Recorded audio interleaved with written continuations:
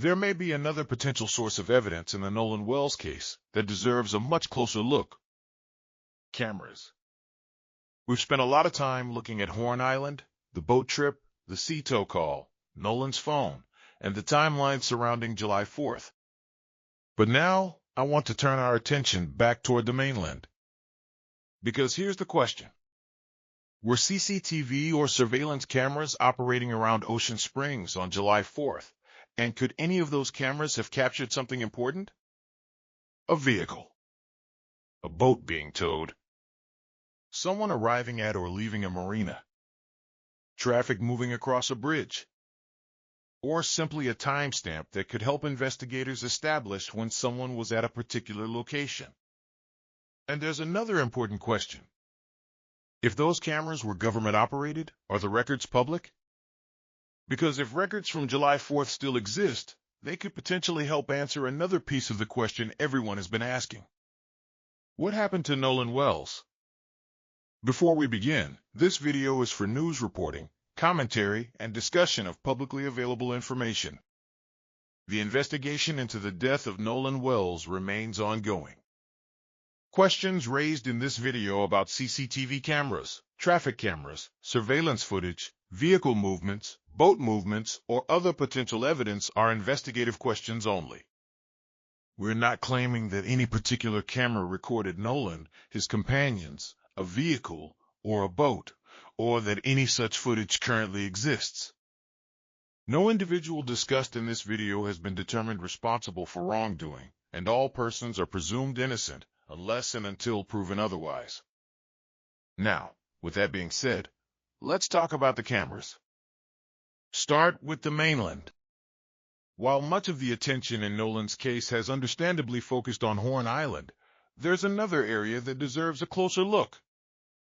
The mainland. Ocean Springs. Biloxi Bay. The roads leading to and from boat launches and marinas. The bridges. The intersections. And the businesses and private properties along those routes. Because even if there weren't surveillance cameras on remote parts of Horn Island, that doesn't mean there weren't cameras on the mainland. And that's an important distinction. The question becomes, what cameras were operating in Ocean Springs on July 4th, 2026? Mississippi has government traffic cameras. The Mississippi Department of Transportation operates an intelligent transportation system that includes traffic monitoring cameras. These types of cameras can be used by transportation officials to monitor traffic conditions and incidents.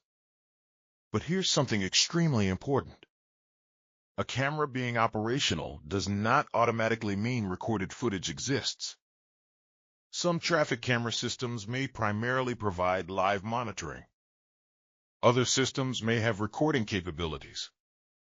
And even when footage is recorded, it may only be retained for a certain amount of time. So we cannot simply look at a camera and say, that camera has the July 4th video. We have to ask a different set of questions. Was that particular camera operating on July 4th? Did it record? Was the footage stored? How long was it retained?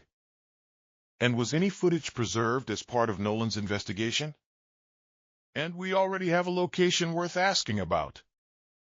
During my research, one location that stood out was the area around Bienville Boulevard, US 90, and Washington Avenue in Ocean Springs.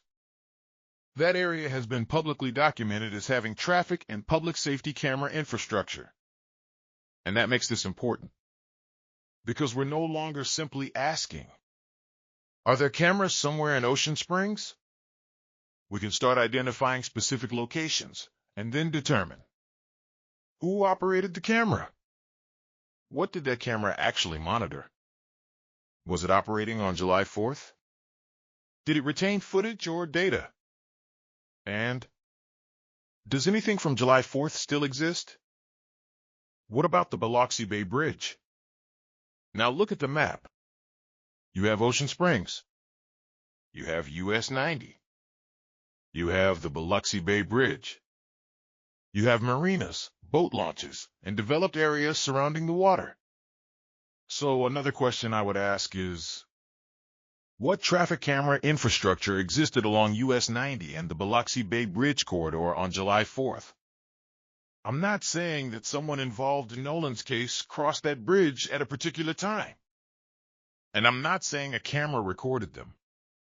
I'm asking whether investigators have examined cameras along routes that could be relevant to reconstructing the movements of the people, vehicles, and boat associated with that day's events. That's something that can potentially be established through records. Why cameras could be important? Think about what surveillance evidence can potentially establish. A camera doesn't necessarily have to show someone's face. It could potentially show a vehicle, a boat trailer, a boat being transported, the direction a vehicle was traveling, the approximate time it passed a particular location, when someone arrived, when someone left, or whether movements were consistent with an established timeline.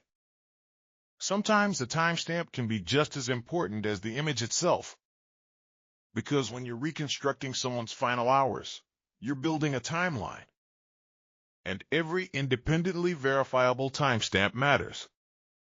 What about Nolan's phone? And this brings us to another question we've been discussing. Nolan's phone.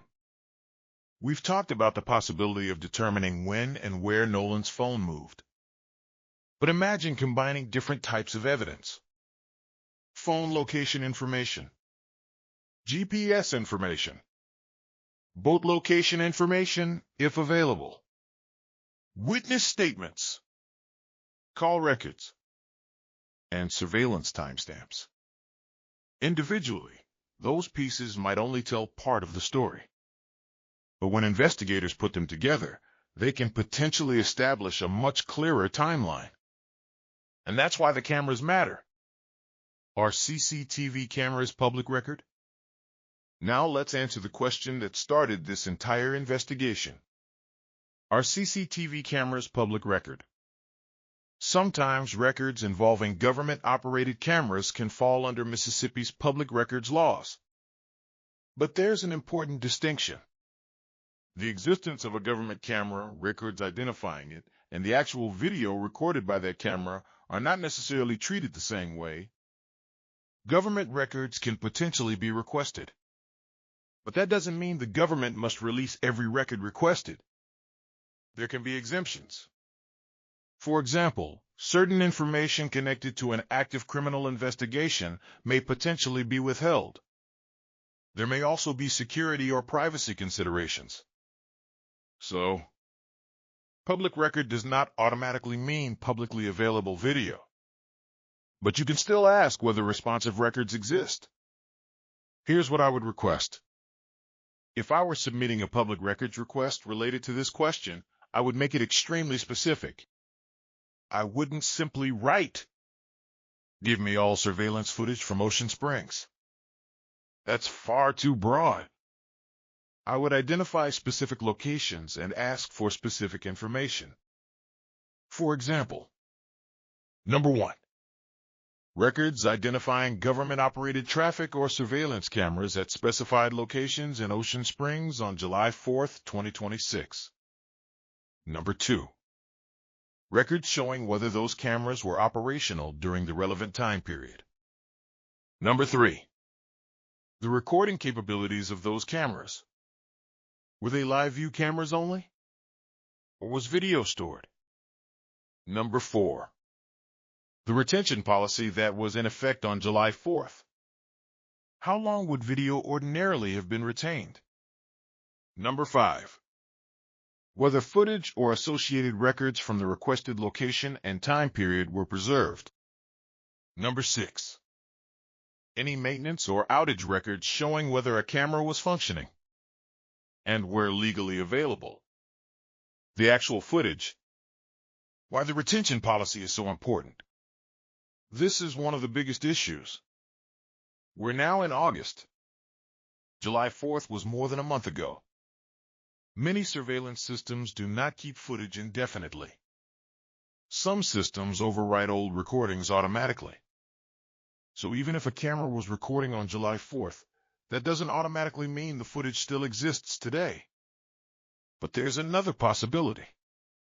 If law enforcement identified relevant footage early enough, investigators could potentially have requested that footage be preserved. We do not currently know whether that happened with any particular camera. That's exactly why I would want to know. Was July 4th footage preserved? And if it was, by whom? Government cameras are only part of this. And don't forget, private cameras. Look at the developed mainland surrounding the water. Potential surveillance sources could include cameras belonging to marinas, boat launches, gas stations, hotels, restaurants, businesses, parking lots, homes, private docks, and other waterfront properties. Those cameras generally wouldn't become public records simply because they captured something happening in public. But investigators may be able to obtain relevant private footage voluntarily or through appropriate legal processes. And again, retention becomes critical. Private security systems frequently overwrite older footage. So here's the question I keep coming back to. Instead of looking only at Horn Island, we need to look at the entire potential timeline. Horn Island. The water. The boat. The mainland. The roads. The bridges. The marinas. And the cameras that may have existed along those routes. Because if the goal is to reconstruct July 4th, then every potential source of independent evidence deserves to be examined. The big question. So now I want to know. What cameras were operating on July 4th? Where were they located? What direction were they facing? Were they recording? How long was the footage retained? Was anything preserved? And have investigators already obtained any of it? Because we're not claiming that CCTV footage solves Nolan's case. We're asking whether surveillance evidence could provide another independent piece of the timeline. And there's a major difference between those two statements. The investigation into what happened to Nolan Wells is still ongoing. And until investigators establish the complete timeline, there are going to continue to be questions. But one thing I believe is important is following the evidence wherever it leads. Phone records, GPS information, boat information, witness statements, and potentially cameras.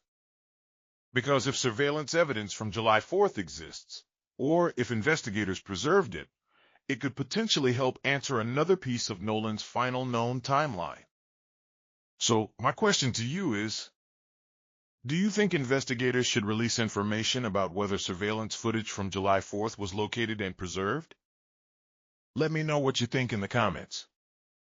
And as always, keep Nolan's family in your thoughts as they continue searching for answers. Justice for Nolan Wells.